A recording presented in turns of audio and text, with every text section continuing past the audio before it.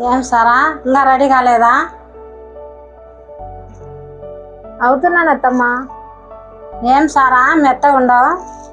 ఏం లేదత్తమ్మ, రాజీ గురించి. ఇప్పుడు మనం ప్రశాంతంగా చర్చికి పోవచ్చు. అయిమితే ఇప్పుడు ఏం అవసరం, ప్రశాంతంగా ఉంది పోయిన దాన్ని.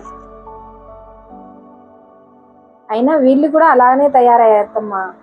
వీళ్ళు కూడా బయటికి వెళ్దామని అంటున్నారు, చర్చికి వెళ్ళకుండా. వీళ్ళకైనా తెలీదా చర్చికి వెళ్ళాలని? సాయంత్రం వెళ్దామని చెప్పొచ్చు కదా లత్తకు.